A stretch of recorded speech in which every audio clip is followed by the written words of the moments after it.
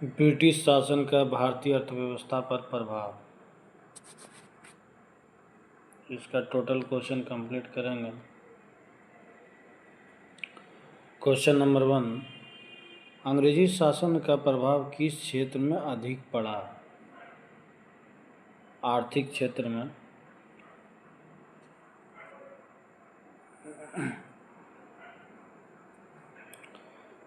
ये ब्रिटिश उपनिवेशवाद के चरण और विशेषता को मिलान करना है। वाणिज्यिक चरण 1757 से 1813 का जो है ये एकाधिपत्य व्यापार व प्रत्यक्ष विनियोग का काल था। औद्योगिक चरण 1813 से 1860 ये मुक्त व्यापार काल था। वित्तीय पूंजीवाद 1860 से 1947 ये जो है ब्रिटिश पूंजी निवेश का काल था। Option A.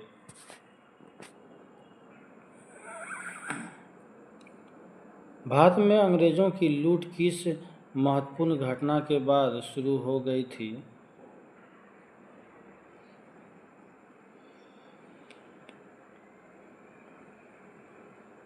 प्लासी के युद्ध के पश्चात। ब्रिटिश काल में भारत में निम्नलिखित में से किस भू राजस्व व्यवस्था को नहीं अपनाया गया? 10 साला व्यवस्था। भारत में प्रथम रेल लाइन निम्नलिखित में से किसने बिछाई थी? लॉर्ड डलहौजी ने। भारत के ब्रिटेन की ओर संपत्ति के अपवहन का सिद्धांत किसने प्रतिपादित किया था?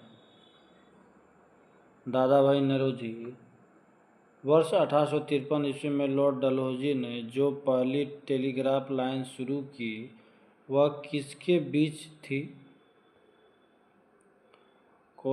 कलकत्ता और आगरा के बीच। भारत में ब्रिटिश भू राजस्व प्रणाली का निम्नलिखित में से किसने अधिक लाभ प्राप्त किया? जमींदार।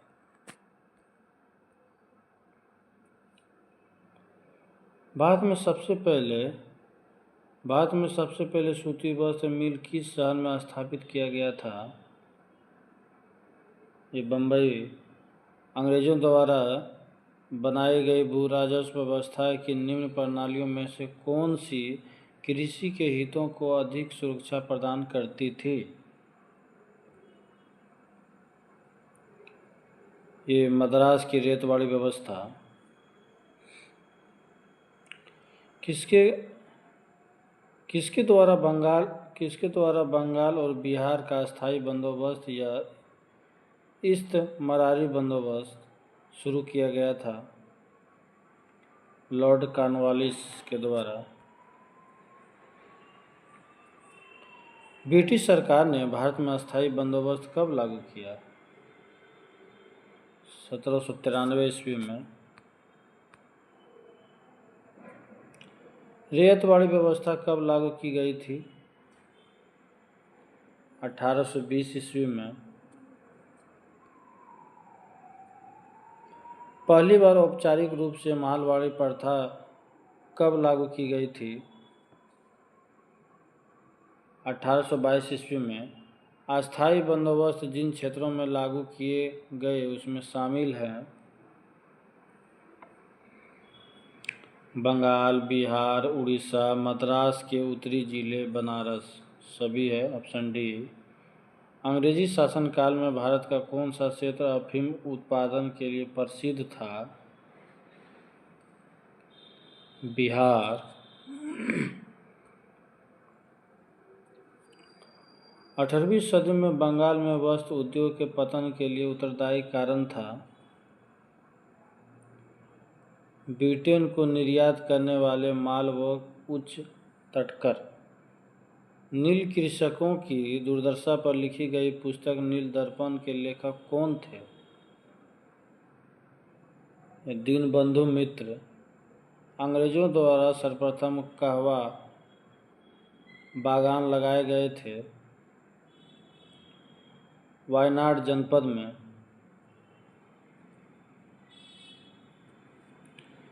अंग्रेजी अंग्रेजी शासन के दौरान भारत के आर्थिक दोहन के विचार का प्रतिपादन किसने किया था? दादा भाई नौरोजी। भारत में अंग्रेजी के समय प्रथम जनगणना किसके कार्यकाल में हुई? लॉर्ड मेयो के। सर थॉमस मुनरो द्वारा भू राजस्व बंदोबस्त से संबंधित है रैयतवाड़ी बंदोबस्त। भारत में प्रथम रेल लाइन का निर्माण 1853 ईस्वी में किन नगरों के बीच हुआ? बम्बई और थाने के बीच। स्वतंत्रता पूर्व अवधि में ब्रिटिश सरकार द्वारा भारत में आधुनिक शिक्षा का प्रसार का मुख्य उद्देश्य था। छोटे प्रशासनिक पदों पर नियुक्ति हेतु शिक्षित भारतीयों की आवश्यकता।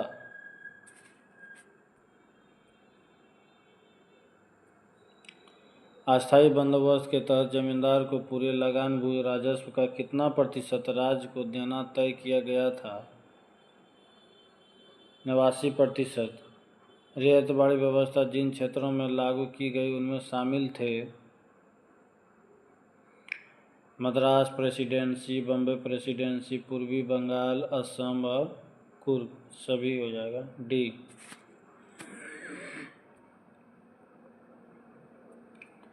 उत्तर भारत के भूमि कर व्यवस्था का प्रवर्तक किसे कहा जाता है? Martin bird. समस्त अंग्रेजी भारत के सर्वाधिक भूमि पर 51% भूमि पर अपनाई गई भू राजस्व व्यवस्था थी रैयतवाड़ी व्यवस्था। भारत में उपनिवेशी काल में हिटली आयोग 1829 का उद्देश्य था श्रमिकों की मौजूदा परिस्थितियों पर प्रतिवेदन और सिफारिशें प्रस्तुत करना।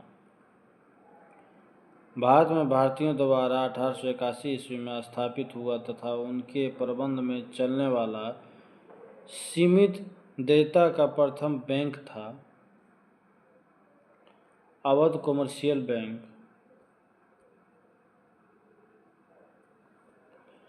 अंग्रेजों द्वारा रैयतवाड़ी बंदोबस्त लागू किया गया था मद्रास प्रेसिडेंसी, बम्बई प्रेसिडेंसी। भारत में उपनिवेशी शासन के संदर्भ में 1883 ईस्वी में पारित इल्बर्ट बिल का उद्देश्य था जहां तक अदालतों की दांडिक आधारिता का संबंध था भारतीय तथा यूरोपीय लोगों को बराबरी पर रोकना। सूची मिलान करना है।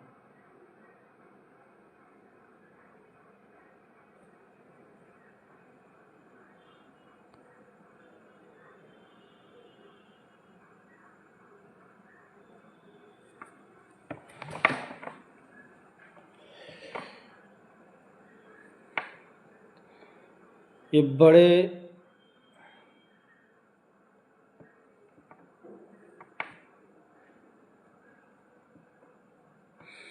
बड़े सामंतों को आवंटन भूमि जो है ये ऑप्शन 4 हो जाएगा। जमींदारी प्रणाली।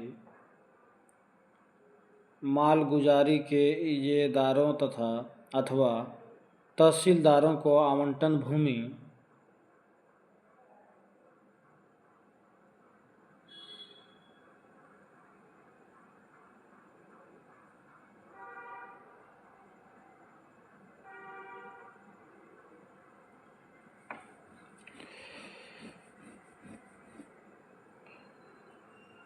बड़े सामंतों को आवंटन भूमि जो है ये एक हो जाएगा। जागीरदारी प्रणाली। मालगुजारी के इजारेदारों अथवा तहसीलदारों को आवंटन भूमि ये 2 का हो जाएगा। 4 जमींदारी प्रणाली। और उपकिराएदारी पर देने वाले गिरवी रखने, हस्तांतरण करने, उपहार देने या बिक्री करने के अधिकार सहित प्रत्येक किसान को आवंटन भूमि जो है ये हो जाएगा। ये सी का हो जाएगा रैयतवाड़ी प्रणाली। ग्राम स्तर पर की गई भू राजस्व बंदोबस्ती जो है ये हो जाएगा महलवाड़ी प्रणाली, ऑप्शन बी।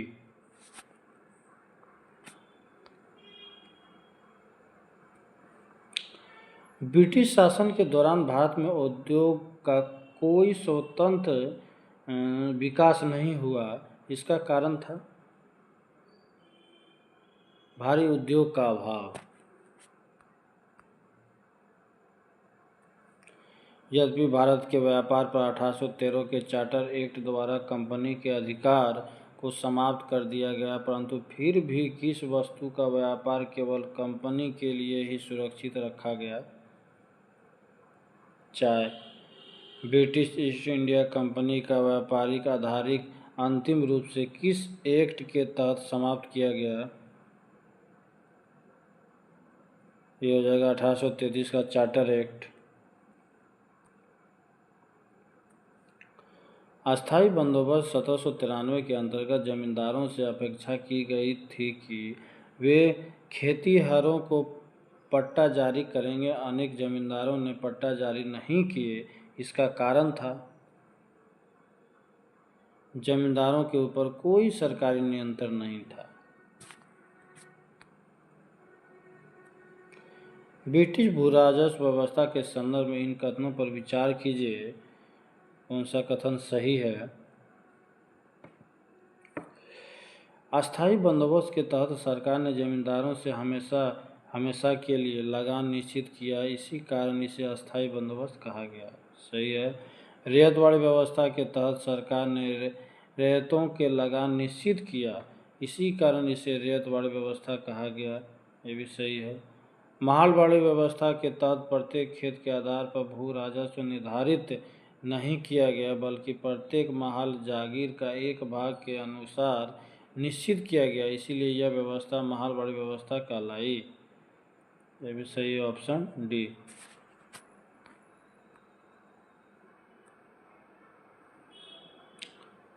ये भू राजस्व व्यवस्था और संबंधित व्यक्ति अस्थायी बंदोबस्त जो है Cornwallis Charles Grant Shore John.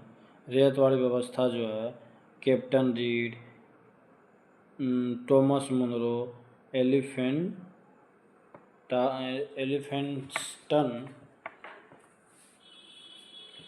Malwadi व्यवस्था जो है होल्ट मैकेंजी और मार्टिन बर्ड, ऑप्शन ए।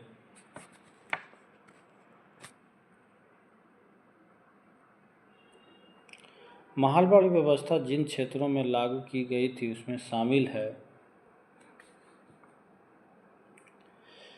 गंगा घाटी, दोआब के उत्तरी पश्चिमी प्रांत, पश्चिमी उत्तर प्रदेश, मध्य प्रांत के कुछ भाग, मराठों के अधिकृत प्रदेश, पंजाब। सभी हो जाएगा, ऑप्शन डी।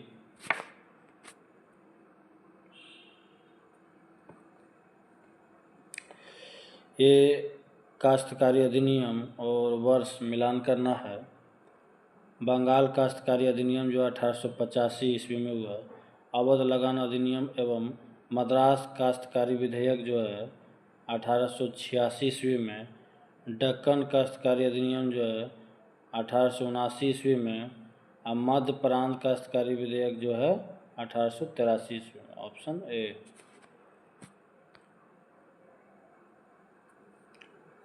आधुनिक शिक्षा के संदर्भ में शिक्षा का माध्यम को लेकर उठे प्राच्य आंग्ल विवाद का अंत मैकाले के प्रपत्र 1835 से हुई। इनके अनुसार किस भाषा को भारत में शिक्षा का माध्यम स्वीकार किया गया? अंग्रेजी। भारतीय शिक्षा का मैग्ना कार्टा महाअधिकार पत्र कहा जाता है। वुड के घोषणा पत्र 1854 को किसने 1911 में प्राथमिक शिक्षा को निःशुल्क एवं अनिवार्य बनाने वाला विधेयक इम्पीरियल लेजिस्लेटिव काउंसिल में प्रस्तुत किया, जिसे प्राथमिक शिक्षा का मैग्ना कार्टा कहा गया? गोपाल कृष्ण गोखले। शिक्षा से संबंधित आयोग समिति की पहचान करें। ये हर्टोग समिति 1829, लिंडसे आयोग 1829, स्प्रू समिति 1934, सार्जेंट आयोग 1944। सभी सही है। किस सिद्धांत का यह अर्थ था कि शिक्षा समाज के उच्च वर्ग को दी जाए और इस वर्ग से छीन छीन कर शिक्षा का प्रभाव जनसाधारण तक पहुँचे? यह हो जाएगा अधोमुखी निस्यंदन सिद्धांत।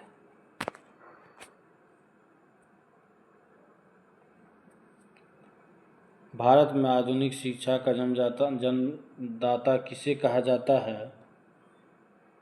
चार्ल्स ग्राम, हिंदू कॉलेज कलकत्ता 1817, जो कि पश्चात पद्धति पर उच्च शिक्षा देने का प्रथम कॉलेज था, जिसका धार्मिक शिक्षा से कोई संबंध नहीं था, की स्थापना किसने की? David Hare.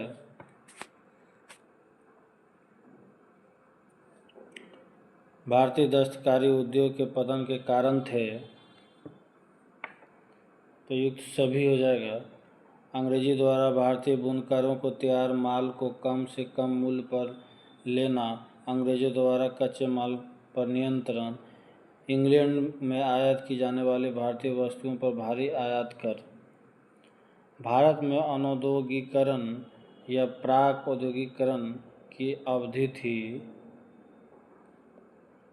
1800 से 1850। भारत में आधुनिक उद्योग की स्थापना कब आरंभ हुई? 1850 ईस्वी में।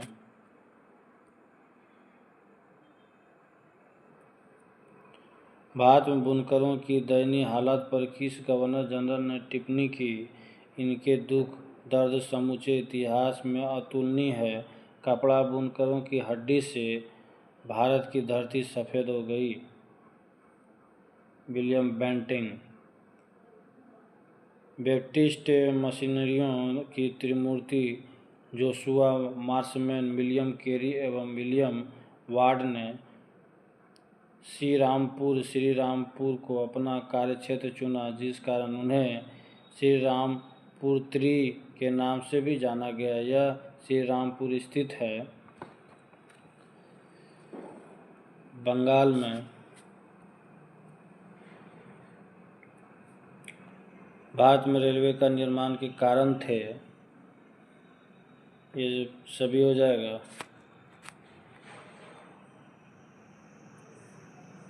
किसने भारत में रेलवे की स्थापना को आधुनिक उद्योग का अग्रदूत जननी की संज्ञा दी?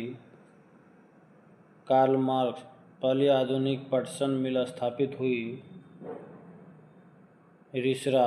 पहले आधुनिक लोहा इस्पात उद्योग की स्थापना कहाँ हुई? बिहार में।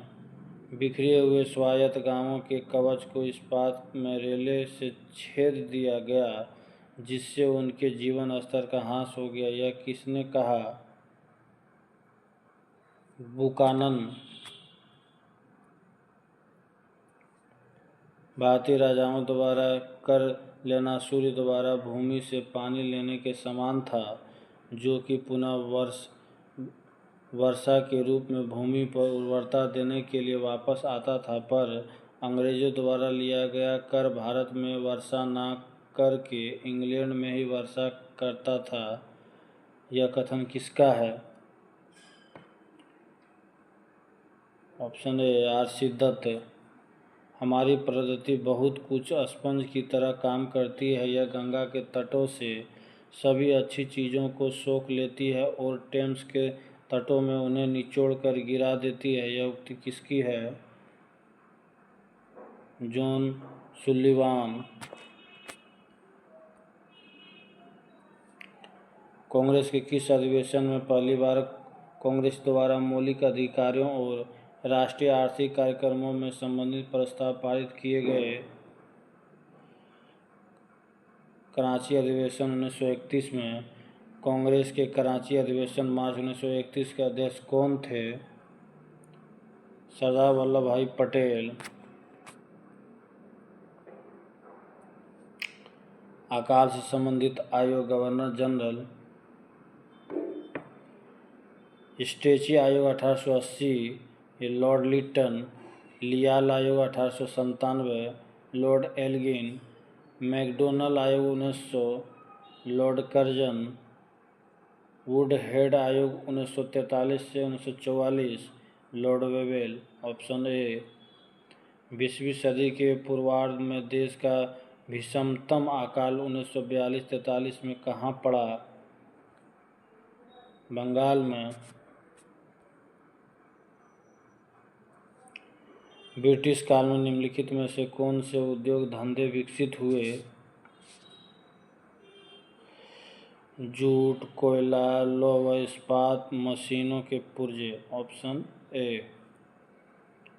1938 ईस्वी के अंत में भारतीय राष्ट्रीय कांग्रेस के अनुरोध पर जो राष्ट्रीय योजना समिति बनाई गई उसके अध्यक्ष थे जवाहरलाल नेहरू। अकालों को रोकने तथा अकाल पीड़ित की सहायता हेतु भारत सरकार ने अकाल संहिता कब प्रचारित किया? 1883 ईस्वी में।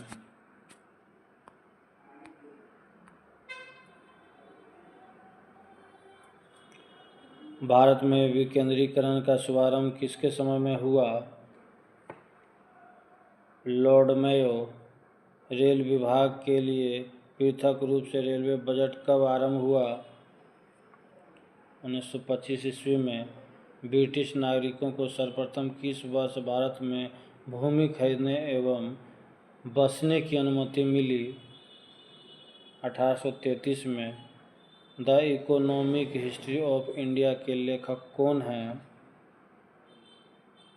रमेश चंद्र दत्त।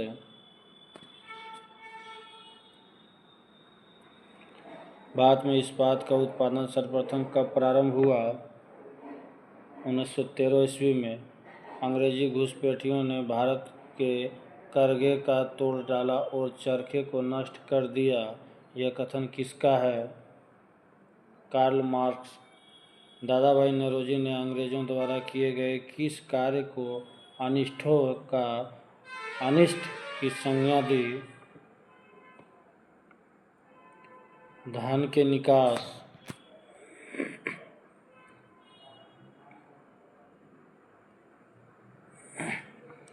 यह कथन भारत और इंग्लैंड के आर्थिक हित प्रत्येक क्षेत्रों में टकराते हैं, किसका है? जवाहरलाल नेहरू। निम्नलिखित में से कौन poverty and Un British Rule in India के लेखक हैं? दादा भाई नौरोजी। भारतीय अर्थविदों में शामिल हैं दादा भाई नौरोजी, रोजगार Siddharth, M.G. Ranade, D.N. Gadgil, Gopal Krishna Gokhale, K.T. सास। इनमें से सभी। Option D. Sir Thomas Holland के सभापतित्व में भारतीय औद्योगिक आयोग का गठन कब हुआ? 1916 ईस्वी में। पहला औद्योगिक सम्मेलन किस वर्ष आयोजित किया गया? 1907 ईस्वी में। 1925 में सरकार द्वारा गठित भारतीय आर्थिक जांच समिति के अध्यक्ष कौन थे? M. विश्वेश्वरैया। निम्नलिखित में से किसने भारत के अंग्रेजी उपनिवेश नियंत्रण की आलोचना में अन ब्रिटिश पदावली का उपयोग किया था? दादा भाई नौरोजी।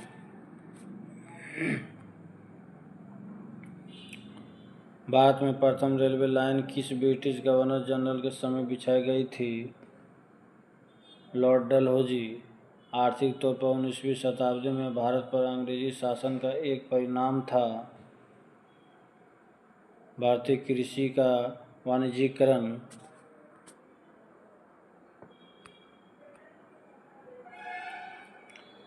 1813 ईस्वी में से पहले ब्रिटिश द्वारा निम्नलिखित में से कौन सा उपाय भारतीयों का आर्थिक रूप से शोषण करने के लिए नहीं अपनाया गया?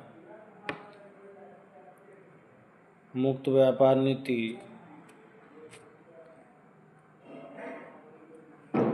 दादाभाई नौरोजी द्वारा उनकी कृति Poverty and Un British Rule in India में प्रस्तुत किए गए अपवहन सिद्धांत शब्द का निम्नलिखित कथनों में से कौन सा एक समुचित रूप से परिभाषित करता है?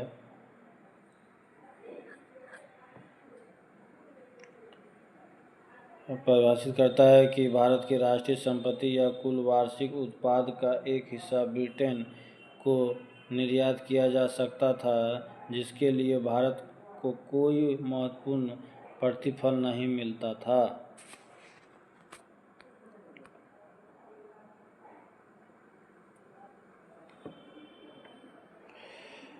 भारत में उपनिवेशी शासनकाल में होम चार्जेज भारत से संबंधित दोहन का महत्वपूर्ण अंग था। निम्नलिखित में से कौन सी निधि या निधियां होम चार्जेज की संघटक थी?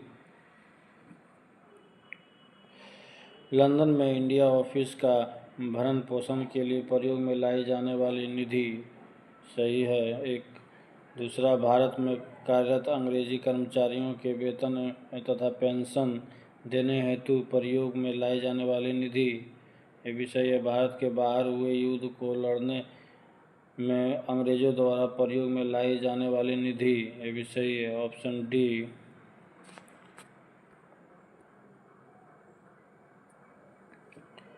किस कंपनी ने सर्वप्रथम भारत में रेल सेवा प्रारंभ की?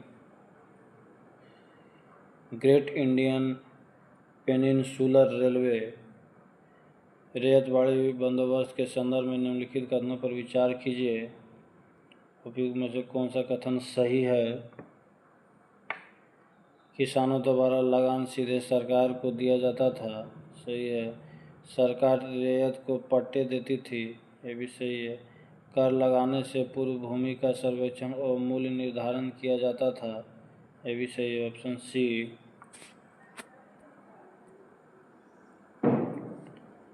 वेलेस्ली ने फोर्ट विलियम कॉलेज की स्थापना क्यों की? वह भारत में प्रशासनिक उद्देश्यों के लिए ब्रिटिश सिविलियनों को प्रशिक्षित करना चाहता था। ब्रिटिश ईस्ट इंडिया कंपनी ने चाय के व्यापारिक अधिकार को खो दिया 1833 के चार्टर एक्ट के द्वारा।